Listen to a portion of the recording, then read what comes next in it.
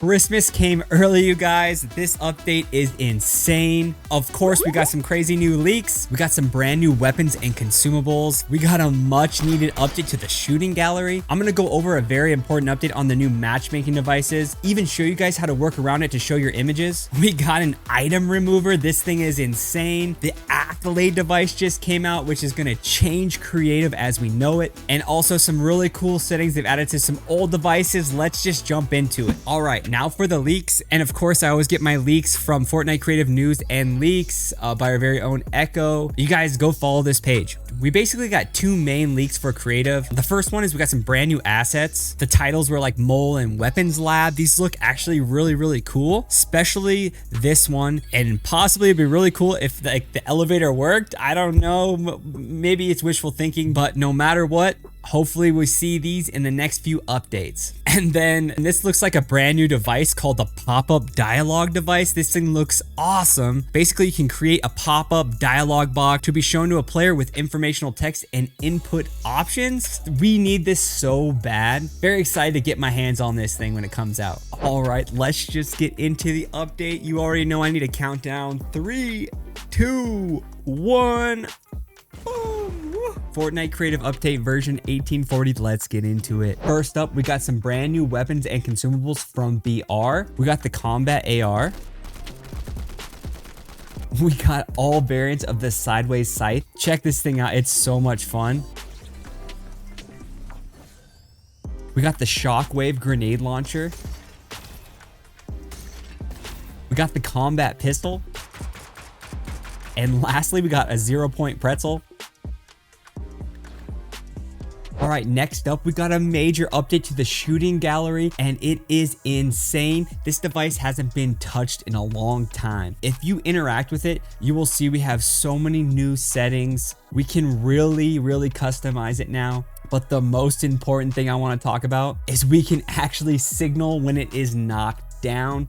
This is huge. This is a really big win for the aim and practice community. Let me just show you guys how it works. So over here, I have a makeshift shooting range. If you just interact with my target dummy, you will see that I have some channels set up where we can basically pop it up, we can pop it down, and we're also going to signal when it is knocked to the light behind it. So let me grab a weapon here. Let me pop up the target and see now when we shoot. When it drops, it signals. That is so awesome. You can also disable this, which is kind of cool, and it won't do anything. Once these are disabled, it's not going to do a thing. But once I enable it, it'll start taking damage. And boom. Awesome ad. Thank you so much, Epic. So they actually made a change to the matchmaking device. You guys may notice some of your matchmaking devices aren't working. It's an easy fix. Basically, if your map is submitted for discovery and approved, the matchmaking devices are going to work like they have in the past. But if you haven't submitted it yet, you may see this error code. So all you really have to do is enter $V equals 1 or whatever version you are on. That's the number you're going to put there. Then when you press enter, it'll start working again. All right, you guys, this next device is crazy. It had to have its own gate drop sequence. Let's go. 3, 2, 1. Uh-oh, cut that. This next item is brand new and I am so excited for it. We've had it leaked a little bit. We got some teased and it's finally here. I'll explain everything about this new device, and that is the item remover. It is amazing. RIP conditional button. So when you interact with the item remover, you will notice some new settings. The first one is affected items, and you will notice it says items in device. And basically all that means is any item that you drop into this device, it'll remove it if you have remove when receiving from set to a channel. You also can just remove all items, just weapons or consumables, just the weapons, just consumables. This is amazing. You can also just get rid of building materials and game resources. This is an amazing tool. Another thing to note is the amount to remove. You can actually just remove the amount you put into this device. So say you just want to remove 50 bullets or just one mini, you can just do that here, or you can actually do it by percentages. You also have the option to not only just have it deleted out of the inventory, but you can also have them just drop it right where they are.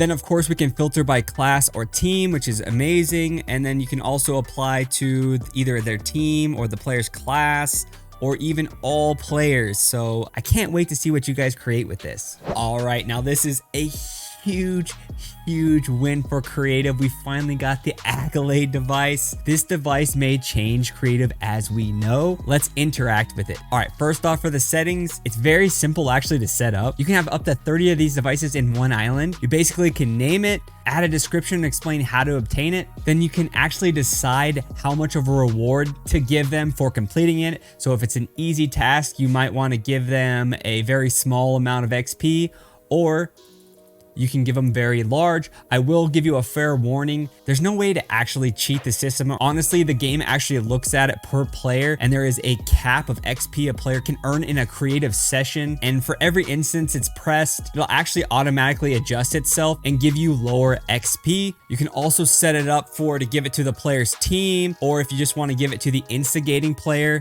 you're going to change that right here. And then of course, you're going to want to set it up to a channel to actually award it. I want to show you guys something else while you're testing this to see if it kind of works in your map. There is a brand new thing that we've never seen on a device before, and that is would have awarded transmit on. This will never send in a published island, and you can kind of makeshift test with it, maybe pop up a HUD or a light or whatever you want to do with it. Now for this device to work, you're actually going to have to set it up and submit it to Discovery. Then there's going to be a calibration period, and it's actually going to decide if there's enough sufficient data to drive the mechanics of the Accolade device. During the initial time of the calibration, it's going to revert back to the old style XP, where basically it just goes off of time played. While you're also waiting, you should receive emails explaining at what phase the calibration is, including if it was successful or if it failed. I'll definitely be testing this device out more. If you guys would actually like a whole nother video on this device and the whole process of how to use it, then let's get this video over 100 likes. I will definitely make that video. We got a new setting added to the tracker device. To find this, go into your settings, under my island, under user interface, and you're going to see max trackers on HUD. You can choose up to 3 of these. Now I have 3 trackers here set up. They're all basically the same. Show on HUD is set to both. They're all titled tracker 1 through 3.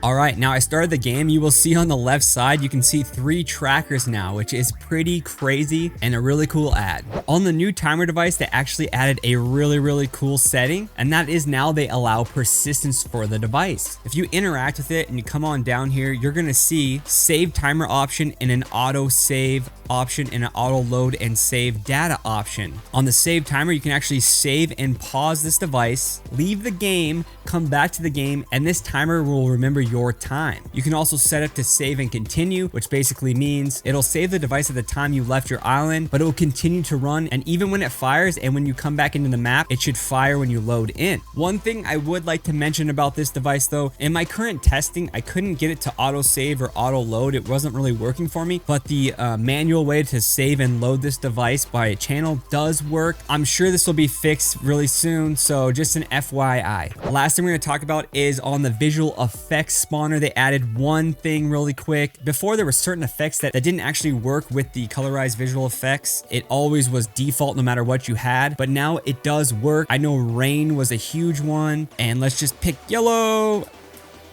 And as you can see now, you got yellow rain. We got red rain. This now works for all the effects, which again is really cool.